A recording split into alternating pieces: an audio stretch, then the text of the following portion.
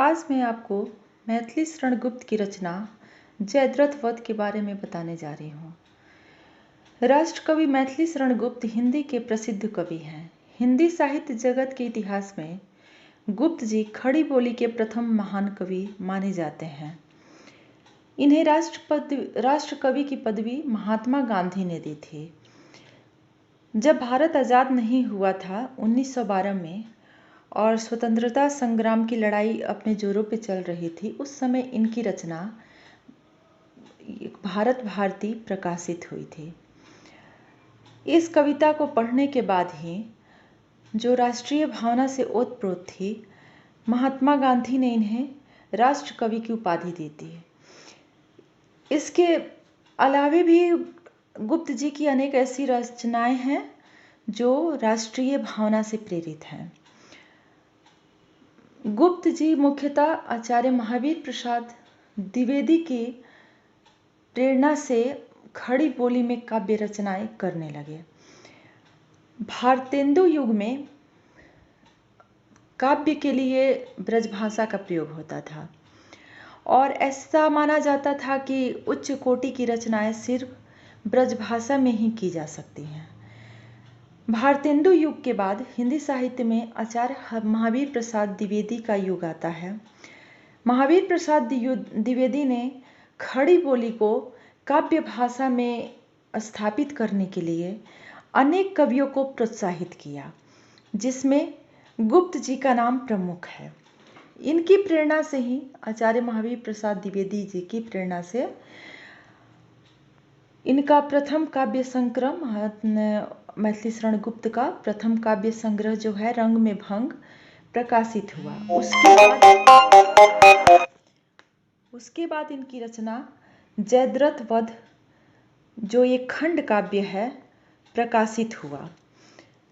काव्य भाषा के रूप में खड़ी बोली को जयद्रथ वध ने पूर्ण रूप से स्थापित कर दिया, क्योंकि जयद्रथ वध इनकी उच्च कोटि की कविता है, खंड काव्य है। इसी के साथ यह धारणा गलत साबित हो गई कि उच्च कोटि की रचनाएं सिर्फ ब्रज भाषा में लिखी जा सकती हैं। इसके बाद प्रिय प्रवास नामक महाकाव्य हरिऔध ने, अयोध्या प्रसाद हरिऔध ने लिखकर महाकाव्य के लिए भी खड़ी बोली को उपयुक्त भाषा बना दिया था। इसमें मैं आपको दो शब्द बार बार प्रयोग हो रहा है कि खंड काव्य और महाकाव्य, तो ये आपको जान लेना आवश्यक है कि महाकाव्य क्या होता है और खंड काव्य क्या होता है। तो महाकाव्य जो होता है, इसमें नायक के जीवन का वर्णन समग्रता से होता है, मतलब उसके बाल्य अवस्था से लेकर उसके मृत्यु पर्यंत तक का वर्णन महाकाव्य में किया जाता है, उसका पूरे जीवन का वर्णन। और खंड काव्य में जो है, ये जिसके बारे में वर्णन होता है उससे संबंधित किसी खास घटना या खास अंश के बारे में वर्णन किया जाता है, जिससे कवि इतना प्रभावित होता है कि वो उसके बारे में उस एक घटना को लेके, उस एक अंश को लेके, उस नायक से संबंधित और खंड काव्य की रचना करता है। दूसरी बात है कि धीरोताद्य नायक जो होता है वो महाकाव्य का मुख्य विशेषता है, और उसके साथ ही इसमें रसों का समावेश भी, जैसे वीर रस, श्रृंगार रस इत्यादि का समावेश समग्रता से किया जाता है, जबकि खंड काव्य में अधिक रसों के समावेश का कोई स्कोप नहीं होता है। छंद भी अनेक होते हैं महाकाव्य में, छंदों की विविधता होती है, लेकिन खंड काव्य में लगभग एक ही छंद प्रयुक्त होता है। दूसरा चीज इसमें सबसे महत्वपूर्ण जो है कि महाकाव्य जो होते हैं वो 8 या 8 से अधिक सर्ग, पर्व, कांड या अध्याय में विभक्त होते हैं, और खंड काव्य जो होते हैं वो 8 से कम सर्गों में विभक्त होते हैं, या फिर जो भी कवि उनको नाम दे, कांड में विभक्त करे, सर्ग में विभक्त करें या पर्व में विभक्त करें। इसमें आपको ध्यान रखना होगा एक अपवाद कि रामचरितमानस, जो कि भारत का सबसे महान और हर घर के पूजा स्थल पर स्थान पाने वाला महाकाव्य, सिर्फ 7 अध्याय में विभक्त है, जिसको कि कांड के रूप में लिखा है तुलसीदास जी ने, लेकिन फिर भी यह भारत का सबसे महान महाकाव्य है। तो ये एक अपवाद है, चूंकि ये सिर्फ एक कांड को छोड़ के बाकी सारे महाकाव्य के जितने भी उसका किया गया है मापदंड, उस पे वो खरा उतरता है।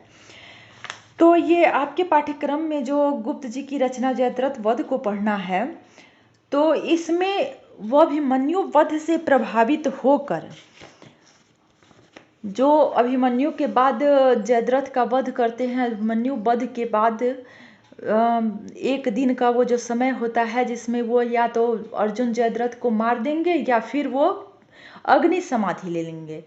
इस घटना को ही कवि, इस घटना से कवि प्रेरित होके और जयद्रथ वध की रचना करते हैं। जयद्रथ वध के प्रथम सर्ग के बारे में मैं थोड़ा सा बता दूं। ये 7 सर्गों में विभक्त है ये खंड का। पहले तो जैसे हर काव्य महाकाव्य में पहले वंदना की जाती है, उस तरह से वंदना से शुरू है।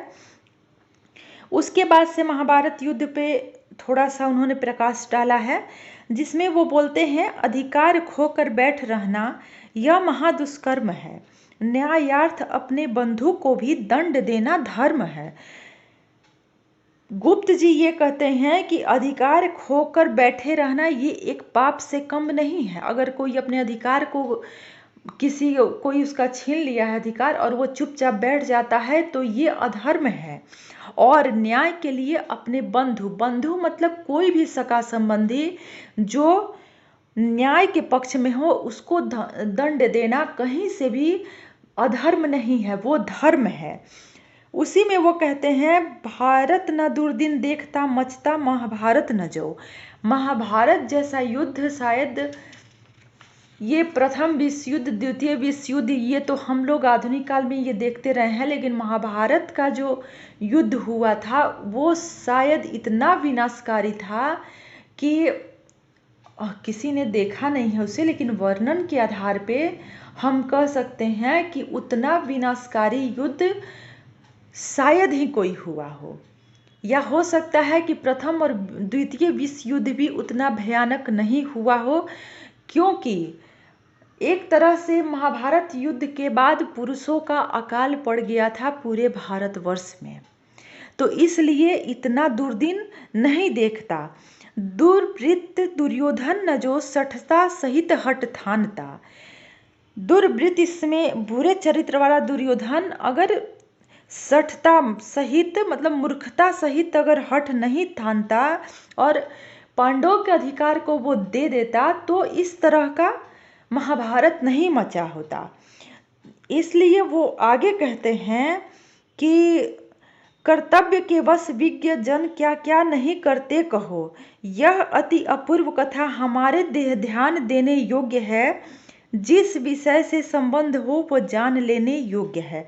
इतने बड़े युद्ध के बारे में, इतने बड़ी कथा के बारे में इन्होंने थोड़ा सा परिचय दिया है, जिसे कि हमारा जान लेना आवश्यक है।